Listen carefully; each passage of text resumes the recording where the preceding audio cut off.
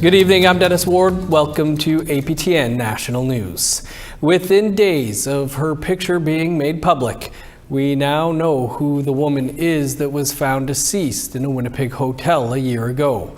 Her name is Melanie McKay. McKay's name was released by the Mama Wichita Center with few details. Last week, a press conference was held at the center where Winnipeg police said a body was discovered in the stairwell of the Manwin Hotel on August 10th, 2024. Winnipeg police said it was not a criminal matter, only they had hoped to get connected to family. She was also gifted the name Mashkode Biziki'ikwe Ibon, or Buffalo Woman.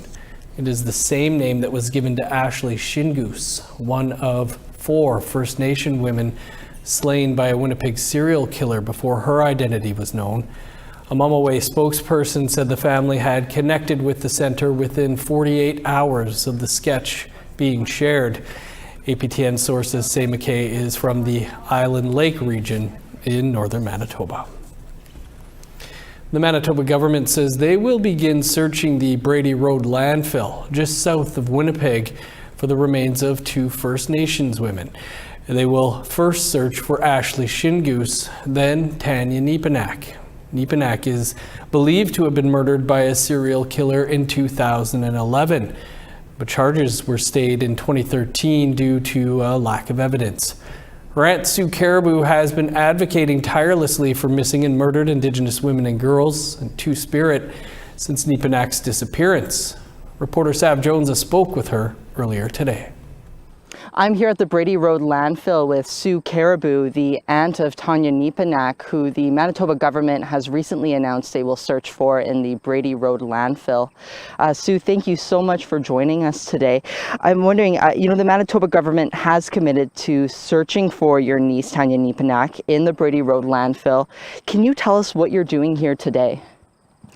I came here to sing some songs for my loved one Tanya, because we used to sing together, and I wanted to share the good news with her that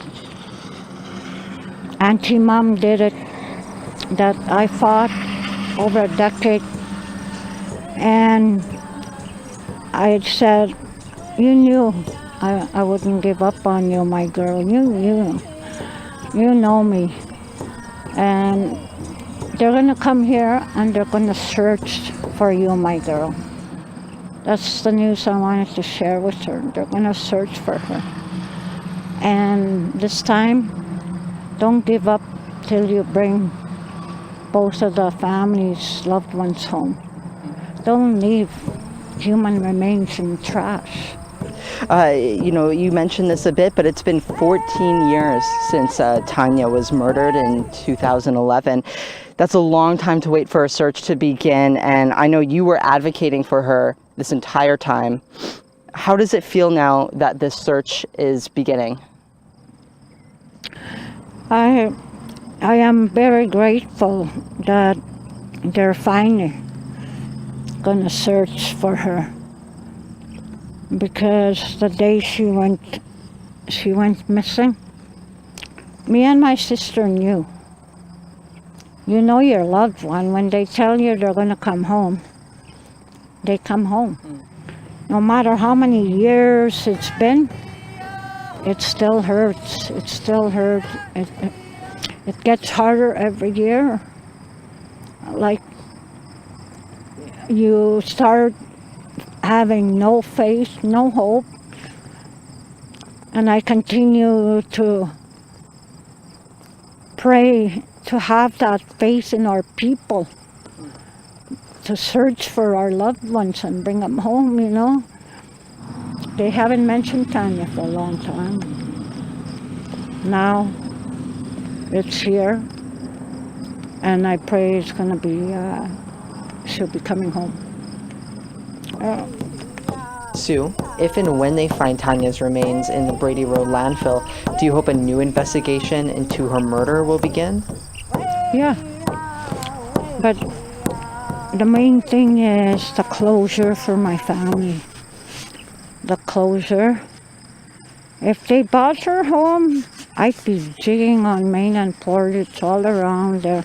I don't care if there's traffic, but that'll be the happiest day. I'm gonna go to Main and Portage and do a jig. No more broken promises. We've been through a lot of broken promises. And I still have faith in our Creator. Even with all those broken promises. Maybe this time they'll make up for the broken promises. But I wish they would contact us when there's a press conference, or if they're going to talk about Tanya. I want to be there. Sue, as you said, faith is a very powerful thing. So I hope that you continue to hold on to that. And we'll have to end our conversation here, okay? But thank you so much for speaking with me today. Thank you. Really appreciate it, Sue. Thank you. Thank you. Thanks, Sav and Sue. To British Columbia now, where the RCMP is trying to explain the context of an incident in Port Alberni after a video was posted over the weekend showing an officer beating a suspect during an arrest. The video was viewed and shared hundreds of thousands of times on social media, and a warning: the images in this video are disturbing. Hey, we see you!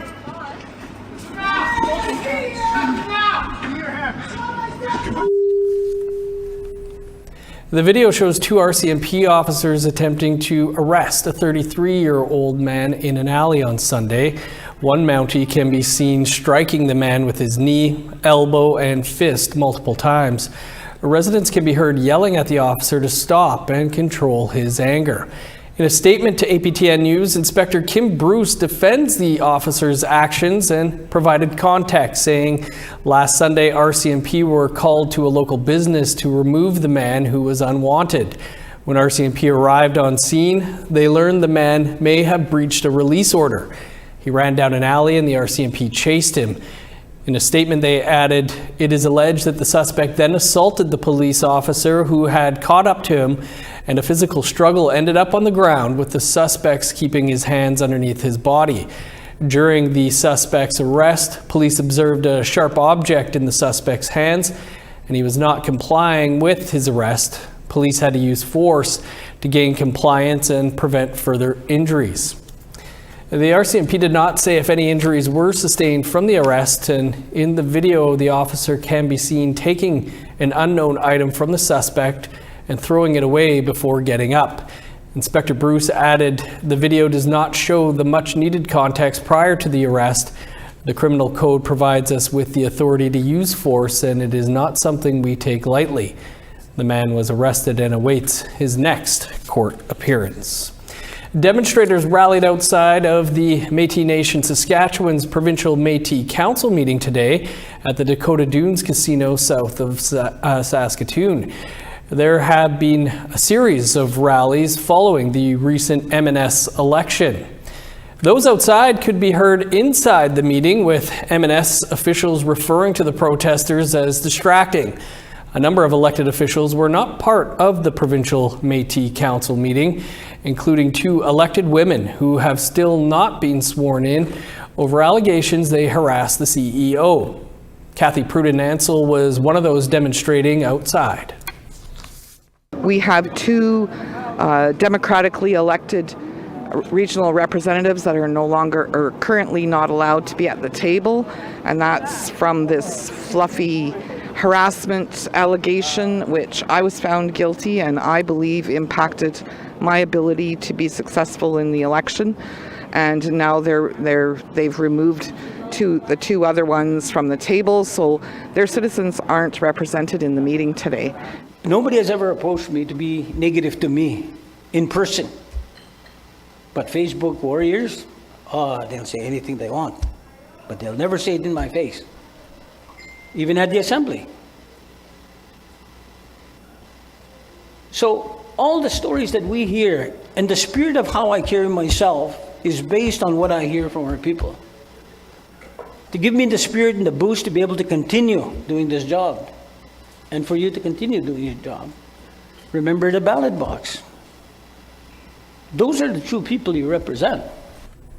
The Métis Nation, British Columbia, has suspended its president. The move comes less than 1 year after Walter Minot was elected to the position.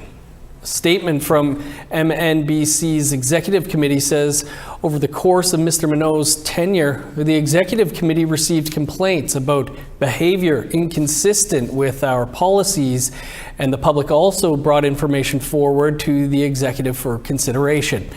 As a result, we had a duty to act in the best interests of MNBC and our citizens. The statement says the move protects the integrity and reputation of the nation. An independent review will be launched to look into Minot's time as president. The executive says those results will be made public. Melanie has been appointed acting president. During Minot's time as president, MNBC withdrew from the Métis National Council. A chief in northern Manitoba has declared a state of emergency because his community is facing a water crisis. Biziki'ikwe Cree Nation Chief David Métis says the current system is decades old and beyond repair. He's calling for a new water treatment facility, a modern sewer system, and safe underground piping. Métis said that Canada has promised funding for Biziki'ikwe's water system, but political delays are stalling the process. In a written statement, the chief says the issue is a basic human right. It reads in part, the federal government must honor its responsibility and act now. When you talk of projects of national interest, then deal with this one first. Our people should not have to beg for clean water in 2025. In 2016, the former Trudeau government promised clean drinking water in every Canadian household by 2030. There are major concerns over upcoming government cuts to Indigenous Services Canada, and one Grand Chief thinks Bill C-5 might have something to do with it. That interview and more still to come.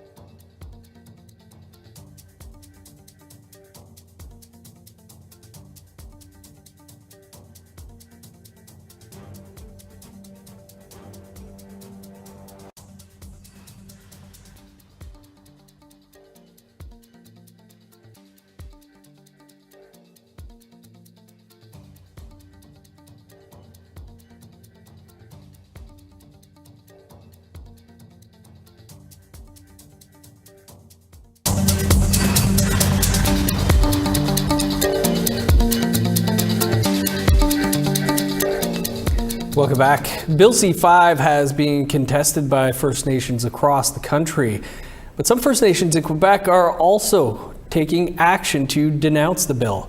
Ganawage Grand Chief Cody Daibo is from the Mohawk First Nation, located just south of the island of Montreal. He joins us to discuss his involvement in contesting the bill. Grand Chief, thanks so much for taking some time for us here. What's been your involvement so far in contesting Bill C-5? Well, we've sent some correspondence to Mark Carney, the Prime Minister of Canada, as well. I did attend the C5 forum that was in Ottawa, July 17th, in which when I finally had an opportunity to speak, I relayed my disappointment with the whole engagement. Or event, I'll say, won't even really say engagement, because there was very little engagement, and then I had walked out, and just our own correspondence as well. That's been our involvement to date so far. I had a chance to speak with the Prime Minister and asked him about the summit. He said it was basically a resounding success. I guess your thoughts on how the government has been moving forward with Bill C-5? Well, clearly then they didn't really take what I was saying into consideration if they say it was a resounding success, because I have heard multiple people had stood up at that event with, we'll say, objections to how everything was rolling out. And I wonder if it would have been a success had they mentioned all the funding cuts that they're announcing over the next 3 years. So, yeah. Yeah, lots of cuts, it seems, coming to Indigenous Services Canada, other programs. We've heard you're proposing tolls that go through your territory in response to federal cuts. What can you tell us about those? Well, we're going to be probably putting out some requests for proposals very soon. We're just looking at sort of the scope, assessing what type of tolls, maybe assessing the amounts. Obviously, we want to make sure little inconvenience to our community as possible. However, having the major infrastructures come through our territory and potentially even expanding that, does that mean the CP rail? That means the Seaway? Who knows, but right now we'll start with the vehicle traffic, which amounts to about 120,000 vehicles a day, as well as different materials that cross through the territory. Ganawage is the only place sort of south of Montreal, we'll say, or Tiohtià:ke, that's a hazardous corridor. So different materials are acceptable to pass through our territory, I guess, because of low population density and whatnot. So, yeah, those things are still to come. And all these cuts are a response to that. We're already severely underfunded as it is as First Nations communities. But then having more cuts, we're already hearing some things from community members from what they've heard in terms of like wills and estates. Those services are being drastically reduced at ISK. So that's going to be a further backlog of those type of files that our community members are going to have to deal with. So these are just some of the things that we're hearing only now of the effects of the toll, the funding cuts. As well, we do know as well, Jordan's Principle itself is on hold as well because of Canada's improper usage, we'll say, of it, or approval methods that they were doing with it. So again, First Nations people have to suffer because Canada dropped the ball on it. So. Just quickly here, Grand Chief, like you say, you're still finding out about some of these cuts, but what do you think the impact would be on First Nations in Quebec? Well, it's hard to say. In Quebec itself, it's very difficult as well, with Quebec pushing a lot of their language laws that are impacting First Nations communities. Ganawage is predominantly English speaking, we'll say, as well as our own language, Kanien'kehá:ka. So having French language is imposed on us even further is going to further problems. And I just go back to Indigenous Services Canada halting Jordan's Principle. A lot of our students were relying on those funds for tutoring. As well, it's very difficult for students to find English schools that maybe help or are better suited to deal with their learning disabilities. So definitely on all these fronts, all these funding things getting cut, and I have no other choice but to link it to our opposition to C5. Is this a way just to force us into submission on this bill? Because they're going to be leaving us no choice but cutting all the funding and then having to accept projects that go through our territories and all that, because that's the only way we're going to be able to get funding to sustain all these different challenges. Yep, interesting point there, Grand Chief. Unfortunately, we're going to have to leave it there, but do appreciate you taking some time for us. Okay, no, thank you for having me. The Clecho are celebrating a major milestone. We'll bring you that story after the break.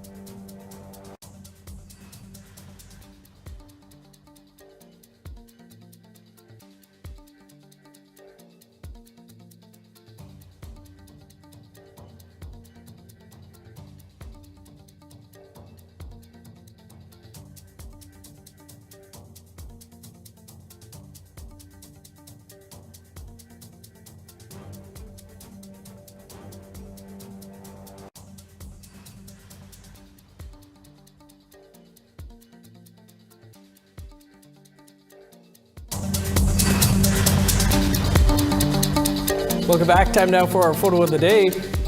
The sun sets on another day in Big Grassy First Nation. And our regular viewer Carl Zig Tuesday gets a big shout out from Lana Tuesday and their guard dog Copper at Zig's place. Send us your photos to share at aptn.ca for the chance to be our next photo of the day. Now let's take a look at tomorrow's weather forecast. Starting on the East Coast, cloudy and 21 in Fredericton, cloud and 22 for Halifax. Cloudy and 9 in Kuujjuaq, sunny and 12 for Nain. 22 in Montreal, sun's out and 17 in Val-d'Or. Sunny and 23 for Sault Ste. Marie, 22 under sunny skies for Ottawa. 16 in Thunder Bay, sun's out and 20 in Sioux Lookout. Cloudy and 17 for Norway House and God's Lake. 25 in Winnipeg, 20 and cloudy in Dauphin. Sunny and 31 in Saskatoon, 26 under the sun for North Battleford, 18 in Meadow Lake, 13 in La Ronge. In northern Alberta, rain and 17 in High Level, sunny and 14 for Fort Chipewyan. 27 under sunny skies for Edmonton, 30 with the sun out in Medicine Hat. 19 in Vancouver, a sunny high of 22 for Kamloops. 19 and sunny in Prince George, showers and 9 in Dease Lake. 9 in Old Crow, rain, and 14 for Whitehorse. 16 with showers in Yellowknife, 17 in Norman Wells. 6 in Sax Harbor, 10 with rain for Paulatuck. 13 in Chesterfield and Baker Lake, 10 for Whale Cove. 5 in Resolute, 6 in Igloolik.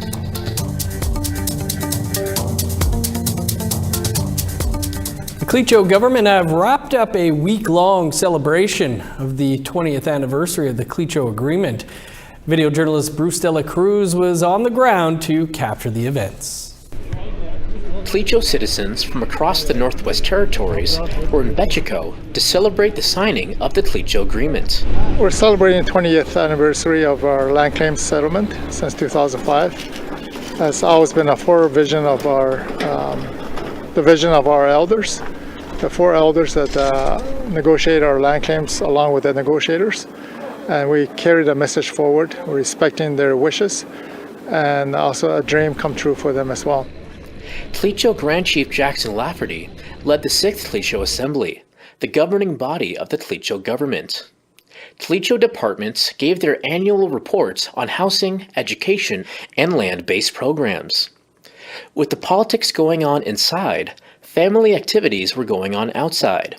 Food and craft vendors, drum dances, and a talent show. Nomination for the next Grand Chief of Clecho government was held on Friday, August 15th. Jackson Lafferty was nominated to run again. Former Bechico Chief Clifford Daniels was also nominated. On accepting the nomination, Daniels said young people hold the key to the future of the Clecho people. Very important for them to go out and get educated, wherever that might be, and hopefully they do come back and be part of that government structure. Incumbent Grand Chief Lafferty said being Clecho is tied to remembering traditions.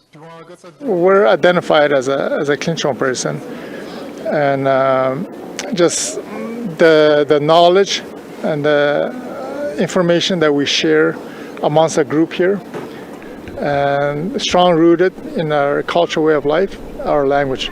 I'm fluent in my language as well, and I do try to spend a lot of my time out on land, out on lake, involving the elders as well.